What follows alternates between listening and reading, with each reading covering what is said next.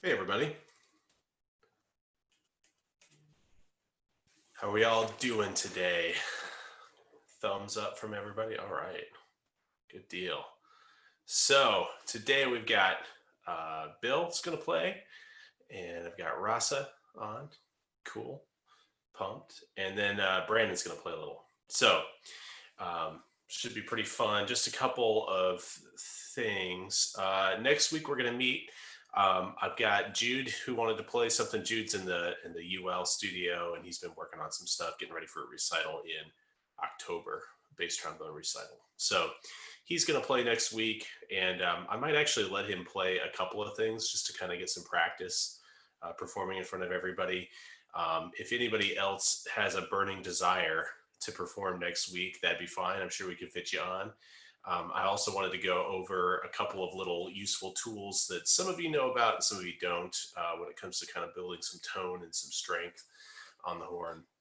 So that'll kind of get worked in as well, depending on how much time we have and who all wants to play. So that's kind of the big stuff, I think, for now. Big trombone news in the world this week. The New York Phil has shut down their season, their 2020-21 season. So that's a bummer for those of us who are hoping to get out to New York. But that's kind of the way things are going. So probably more of these Zoom types of things. I think generally that's probably going to be really good for all of us because it means that all of the trombone players out in New York are going to want to do stuff and they're going to keep providing free seminars and stuff. So I'll try to pass that information along when I see it come by.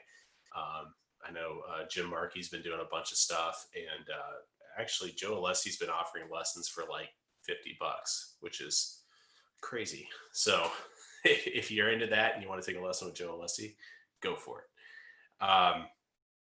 Cool. Well, we'll get going here. Bill, why don't we do a quick sound check and we'll have you go first if that's okay. Okay, let me just switch cameras also. Hold on. Okay.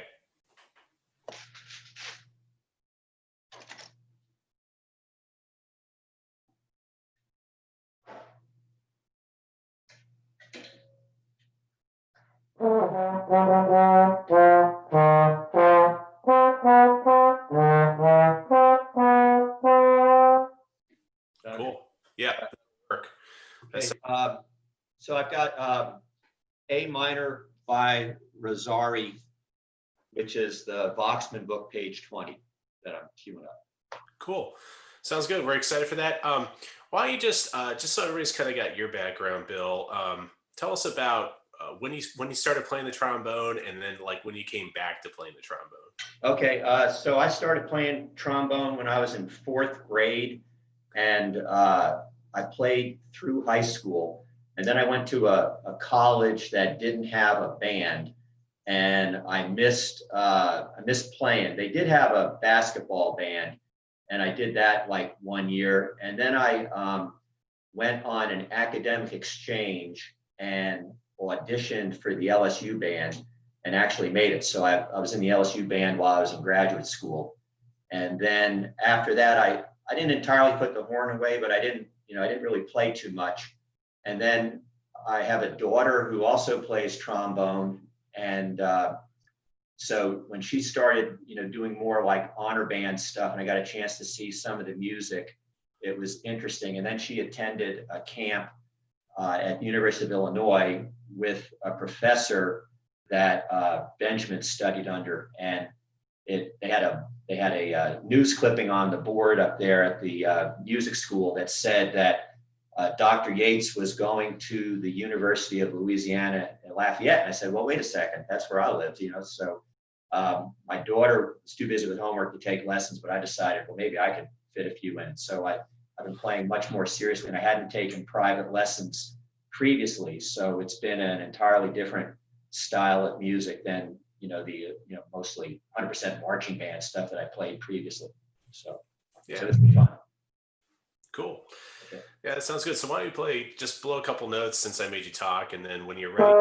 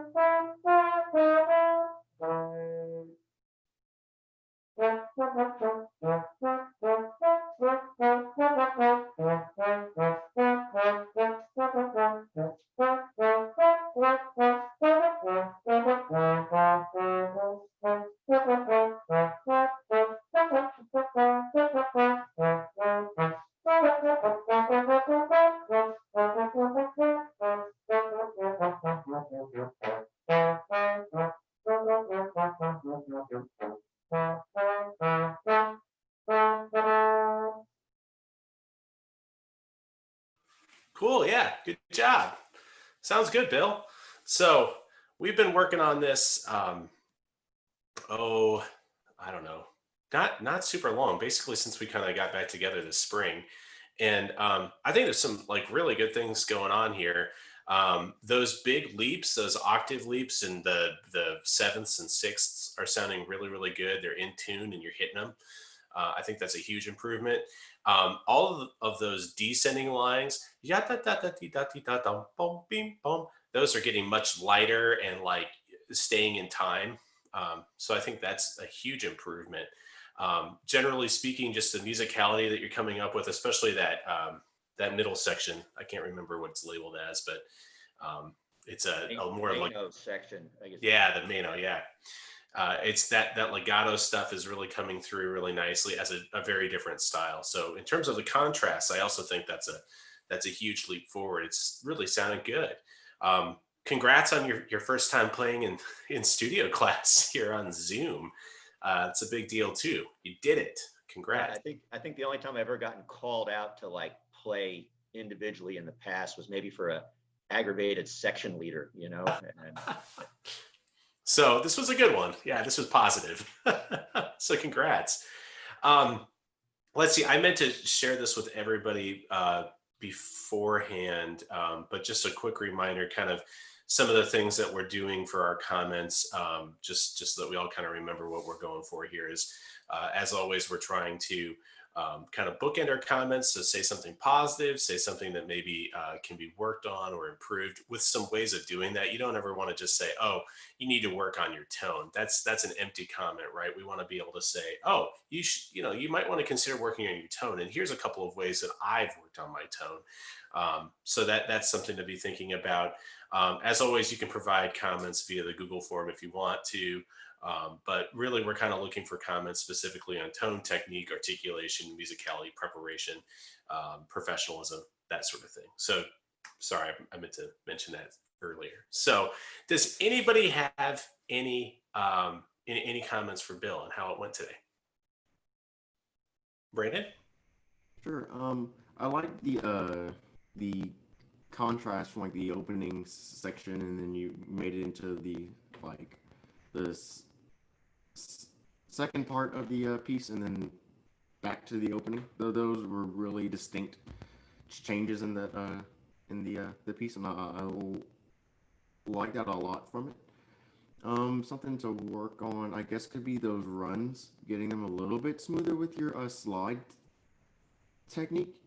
I feel like you're kind of like, instead of like stopping at each position on the way down the slide, you're kind of like a weird. It's kind of hard to like even describe it over Zoom without seeing it in person. But it's kind of like some like weird like jerky movements when you're going down the slide towards like on the runs, like on the those runs. But other than that, I mean, everything sounds fine to me. Yeah, thanks for that comment. That's good, Brandon. I noticed that too. There seemed to be kind of some like the slide didn't necessarily just go to the position for those descending runs. And I wasn't sure what exactly that might be, but maybe that's something that we should take a look at in your lesson next week, just to look and see if we can't figure out what that was. I'm not sure I've seen that before, so might have been nerves. yeah, I think it's nerves, and it might be some of my sometimes there's like I can play them, and for example the E, I can drop that down into seventh or go back to second position. And I think I have played it both ways and probably got confused halfway through. Yeah, yeah, yeah. There's always that factor of, wait, which one am I going to do this time? Yeah, yeah, I get that too. Good comment, Brandon. Appreciate that. Charlie or Rasa, you guys got a comment for Bill? Nothing? Charlie, got something? What do you got? Let me unmute you here. There you go. I have to say, I like his articulation in the way he definitely like thumped on the notes, and it sounded very in time.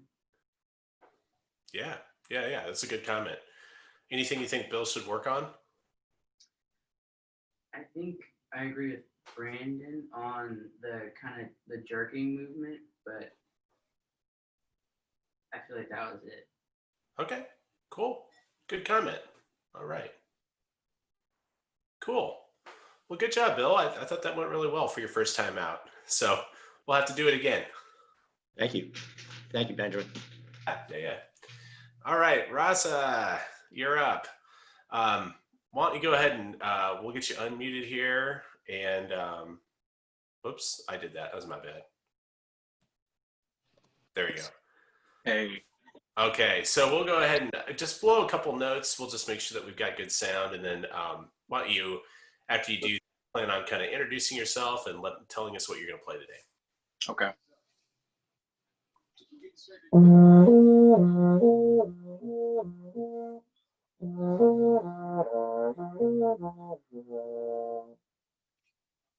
Good. Sounds good. Who are you and what are you playing? So I'm Raza Broussard and I'm playing The Green Hills by Bert Appermont. Yeah, Bert Appermont. So give it a go.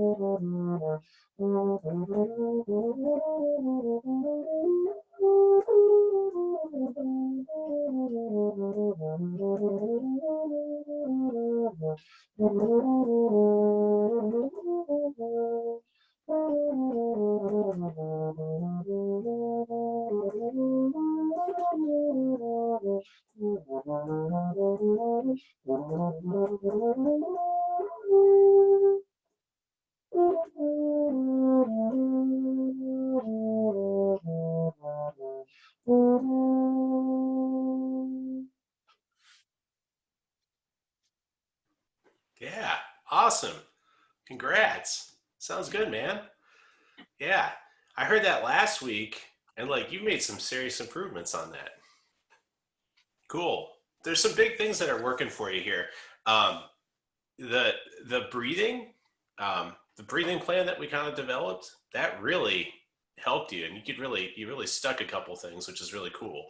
Um, So I'm really down for that. You know, the other thing that sounded really good today is kind of that middle upper register. There are a couple places where I could tell the transition kind of got in the way just a little bit. But you know, not as many little places like that as there were the other day. So some of that work that we were doing with buzzing and then playing, I think is really helping with making that transition a little bit smoother. And then the air seems to be driving that buzz, that core buzz, even stronger. So I think that's really good. Congrats on that, making that happen. You know, in terms of music, I don't want to take everybody's comments here. I should stop talking. But in terms of musicality, I thought there was some really nice ups and downs in the phrases that really were conducive. And then there were a couple things that I thought kind of disappeared. Now, you know, part of it's Zoom. The audio quality was actually pretty good. Zoom, I don't know how many of us know this, but Zoom really hates the euphonium. The creators of Zoom were like, I want to make it so that you can't actually hear the euphonium on Zoom. So we had to manipulate all these settings to even get it. There's all this kind of feedback stuff that happens, but actually we had a pretty good connection today that sounded pretty good, man. And I got some of the dynamics. I lost some of them, and I don't know if it was because Zoom lost them or because they weren't happening. But I definitely thought that was an improvement over the other day when we were working on this. So congrats, good job. You made it through your first playing in studio class. Anybody have comments for Raza? Brandon? Yeah. You sound really good, like especially because it's like over Zoom. Your tone sounded really good for it being online. Your finger technique was also like really good on those runs, and everything was like really clean. Like everything was lined up like with your lips and your fingers and the slurs and all that.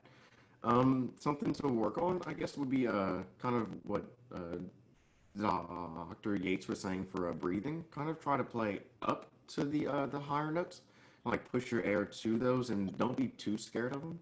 So whenever you're coming to them, it sounded kind of like you were getting a little timid and you're shying away, and your air would kind of like clench up, and then the note would kind of sort of speak, but it wouldn't. If you kind of just keep pushing all your air towards that higher note and kind of like think of it like a big like roller coaster, it'll probably work a little bit better for you. Okay. But other than that, everything's good. Thank you. Mm-hmm. Yeah, nice, Brandon. Thanks. Bill, you got something?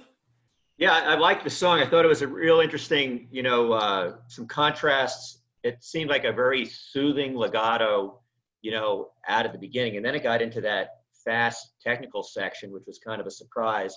And I thought it was really light and accurate is what it seemed to me. And I particularly liked there was like some points where he ascended and it was almost like a trill that, he nailed. And so I just liked it a lot. I thought it was a really, really interesting piece. I would hate to have to try to play it, but he did a great job on it. So. Yeah. Thanks, Bill. Nice. Yeah, it's a technically demanding piece, the Green Hill, and so I have to outwardly commend Rasa for. Did you pick this or did somebody give it to you? I didn't give it to you, did I? No, I picked it. Okay, so you're crazy. No, cool, man. It's really sounding good. Fingers were there today. I agree with everybody's comments, and I agree with Brandon specifically that sometimes it's like you're going for it, everything's going really well, and then you get to those things, those notes that used to be high and now they're not, and your brain's still like 3 ledger lines, no, and so you got to shut your brain down on that. And I know that sounds crazy, but you gotta. Sometimes it's like going off the high diving board or I don't know, skydiving or something. Sometimes you just gotta shut your brain down and not let it have its visceral reaction to these things. Good job today. That sounded really good. Thank you. I'll see you tomorrow for sure. Okay. Okay. All right. All right, Brandon, you're up. Did we talk about this or did I just put you on the schedule for today? Do you have something to play? Yeah, I was gonna do the finger sonata. Oh, right. Yeah. Cool. Working on some alto. Trying to. There is no try, there's only do. Okay. Let's see. Okay.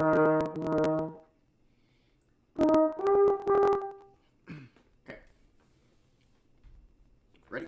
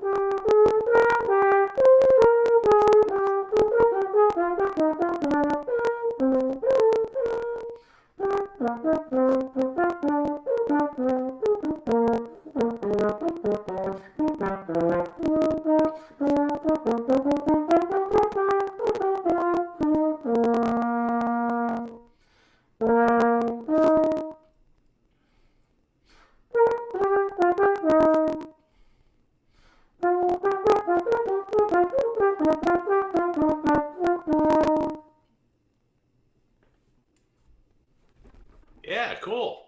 Sounds good, man. Um, we were just working on this last week, and I just think your alto trombone setup, so your corners, your chops, kind of your way of thinking about alto trombones exploding. Um, and I know sometimes it's kind of hard to hear it happening while it's happening, but that would be kind of my take on things. Like just even just your tone today, it had a lot more characteristic altoness to it. I really like kind of that fanfare idea that we kind of developed last week at this for the start. I thought it had a lot more of that flourish flare sound. Um, I still think there's a few places when you could maybe think about just letting go a little bit more and just letting it like it's almost like it's just a little on the reserve side. And I don't know. It's hard to describe it, but sometimes again, it's a little bit like what I'm talking about to Rasa with the higher stuff. You just have to kind of let go. I got you. I don't. I should stop using the skydiving analogy because I've never leapt out of a plane, so I probably shouldn't use this. But I'm gonna use it again.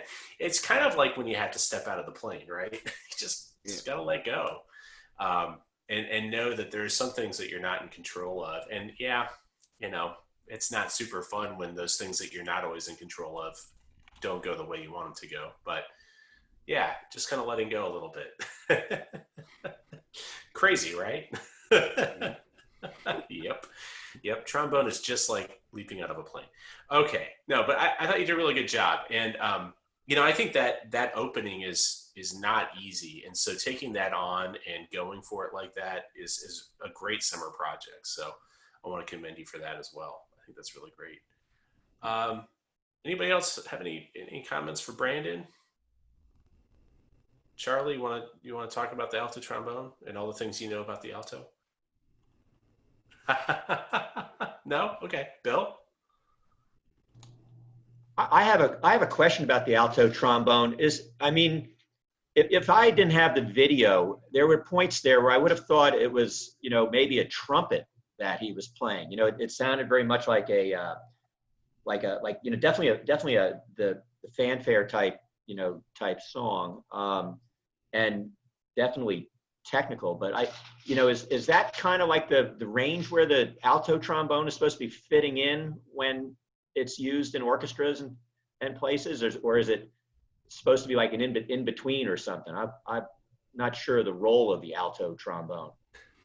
Do you want to answer that, Brandon? Do you want to get into those semantics? Sure. Yeah, it's kind of like it kind of functions both ways. It will fit in between trumpet and trombone, but it can function as like a fourth trumpet in the orchestra as well. Yeah. So like this sonata, I was actually supposed to do some more research on this, wasn't I, Brandon? But there's not a lot of information about what this was actually written for. So we think alto trombone is appropriate, but we don't really know. And it comes from a time period where composers didn't write all over their music what the instrument was that they heard in their head for the music. It was more like, here's some music, and if you can play it, go for it. But for sure, during this time period, the alto trombone was really kind of considered the bridge between trumpet and trombone in the orchestra setting. So the way Beethoven was writing for the alto trombone was that it was really not, it was kind of its own separate instrument. And it was kind of considered that for a long time. And then at the end of the Romantic period, at the turn of the 20th century, we kind of started thinking about it more as being part of the trombone family and less of a specialist instrument. And that's kind of gone away a little bit. When I was coming up, people who played alto trombone, they played what were called large bore alto trombones. They were kind of big alto trombones. They sounded a lot more like a tenor trombone. They played on big mouthpieces. Like my teacher, I don't know what he does anymore, but my teacher, when I first learned the alto trombone, he just played his same tenor mouthpiece on the alto, which just sounds insane to me.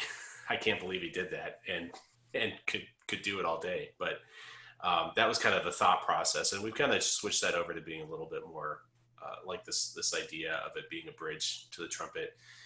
When you play anything Beethoven did for alto, like Symphony 5 or Symphony 9, but what's the other big excerpt, Brandon? I'm forgetting all of a sudden. 3? Yeah. I don't know. I think it's 3. There's these places where you're playing in unison with the trumpets. So it's definitely considered of that sound. So that's a little historical perspective. Does that help, Bill? Yeah, I just think it's an interesting, instrument. I've seen it a couple of times on, YouTube, where there's maybe a group of 6 or so trombones playing in a, kind of a trombone choir, where one guy's playing the alto. And I saw one that Elliot Chasnov did, where he was kind of like the lead melody playing the alto trombone, and there was like 5 or so other guys that were playing, a mix of trombones. So it's kind of interesting. I had not had any exposure to that instrument, prior to about 6 months or a year ago. Yeah. It's quickly, it's kind of an interesting thing too. But my grad school teacher at Iowa, Dave Gear, he never touched an alto trombone in his life. He's never bought one. He's never played one. He just played all those excerpts on tenor. And so that just kind of shows you, like, there's been this pretty big switch since the 80s, which isn't that long ago to me, but to my students, it probably seems like forever ago. But there's been a pretty big switch in kind of our mindset on how we do that. And so it's almost kind of like a new thing. I wouldn't say it's necessarily stylish. It's just new and a new way of thinking about it. I think it's kind of stuck and will continue to stick. I mean, all the major orchestras use alto trombone now regularly. When in the 80s and 90s, it was rare that you actually saw somebody play an alto. In fact, Joe Alessi was playing all those alto parts just on his large bore tenor. He wouldn't even switch out horns, and that was kind of the way things were. And now, even if you don't play alto, you switch to a small bore horn, that sort of thing. So I went to an area of North Carolina called Old Salem, where, it was, mid 1700s, 1800s or whatever. And they had part of the museum, they had a collection of the musical instruments that they played. And they had some really small trombones, which is, they looked like toys or something you would use like for a party or, kind of a, goof kind of thing. But they were, they were, the main thing that they played, I guess, back then. They had, 2 or 3 of them that were even smaller than that alto horn that y'all have been using. So kind of interesting. So that's, it would have been even at then to have Renaissance trombones that would have been in a consort. So kind of like the recital that I gave last year, with a tenor, alto, soprano, possibly something like that. Yeah, there's definitely out there. There's also there's some debate about this, but there's a soprano trombone, but there's also the slide trumpet, and it kind of depends on what key they're in and what they're meant for. But there's kind of that crossover as well. So pretty cool. Any other comments for Brandon? Hey, Raza. Hey, can you hear me? Gotcha. Okay, so I really don't have any bad comments. I feel like everything was good, like the slide movement and everything, and your articulation was really good. So, yeah. We'll always take positive comments, right? Cool. Yeah. All right. That should work out okay. Brandon, do you have anything you want to say about your performance? Oh man. Over here. You can say good things too. Let's see. It was a big improvement over last week when you last heard it. I feel the runs were more accurate. I felt like tuning wise, and the style was a bit closer to what I'm going for. I think some improvement would be more dynamics in the piece. There's a little bit written, but I feel like there could be more done with it. And I'm still working out that trill in the first line. It's kind of I've listened to a few recordings of it, and I kind of still don't get the style for it. I guess since this piece there's no real documentation on it, it's kind of hard to like decide what to do with some of these things. That's kind of it. Yeah. No, that sounds good. I think those are all good things to be aware of and thinking of. And like I said last week, I don't have any great answers on the trill. Everybody does it a little differently. And you know, the real question would be, could we get one of these musicologists to help us out with that? You know, what's surprising about this is it's pretty common alto trombone sonata that most of us have played at some point, but you're right. There's just not a lot of documentation. There's not a lot of consensus on what's best. So that's where we are. We can get really musicological about it if need be. I would say, you know, what you're doing now is what you're going for is good, and it's appropriate. But I think, like I told you last week, the question is, can we really figure out what we should be doing? And that's always tricky. So cool. Well, thanks for playing. I appreciate it. Sounded good. So just going to go to my screen sharing real quick. So for next week, like I said, I've got Jude playing. And then if anybody else wants to play again before we kind of take a break until the July session, I'd be happy to have any of you join us. That'd be fine. And I'll be checking in with people to see what all's going on. But otherwise, I'm going to definitely do a little bit of speaking about some diagnostic tools, like I mentioned. And all that's coming from a presentation that I put together for the International Trombone Festival, which the live event was canceled for this year, but I'll be actually giving that the first week of July over their streaming system, and I'll be sending out some information about that in case you want to join me, or in case you want to see some of the other things that are going on. There are some free events and some paid events for that, so that's coming up in July. And I think that's all I've got today. So really appreciate it. Everybody who played sounds good. Really appreciate all the comments. It's good to see everybody. I'll got a couple of you that I'm going to see tomorrow, and then I'll see everybody next week. Looking forward to it. See you soon.